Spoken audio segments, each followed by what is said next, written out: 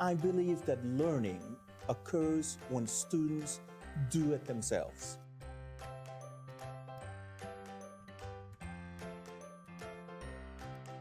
My name is Tino Unlap, and I'm the Program Director for the Biotechnology program in the School of Health Professions. Those protons have to travel back down their gradient, and they travel back through a channel. I believe that when I'm with my students, that I have to maximize learning. Before, I would upload PowerPoints to Canvas, and then we will show up and I will spend an hour and 15 minutes lecturing. There's not a whole lot of discussions involved. There's not a whole lot of learning.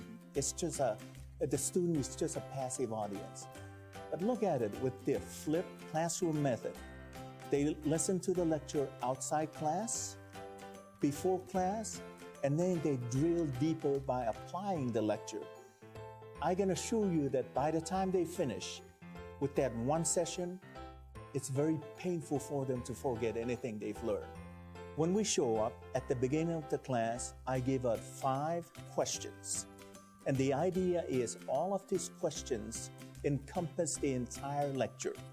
And the idea is if a student misses something by listening to the recording and they didn't catch something, they will catch it this time. And so what we do is I break them up in pre-assigned groups, 4 students per group, and I give them a problem-based question. In addition to that, I give them 1 or 2 questions. And so the idea is they look at the problems and they are to solve the problems by applying all the principles that they have learned. They discuss among themselves, they teach each other, and so when they're satisfied with their answers, I said, time's up, and I refocus the class and we go over the answer to those questions. And I may call on individuals or individual groups to answer each one of those for us.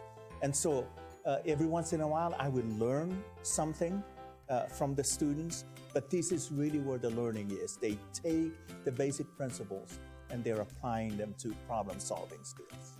So basically the flipped classroom, the reason why I do it is that I elevate their learning from the knowledge and comprehension, which is just memorization and spitting information back out, up to the creative level, synthesis and evaluation level.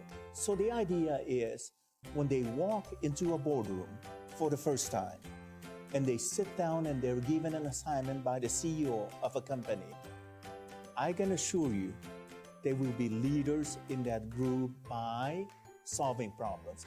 They know how to do it, and they can do it on the fly.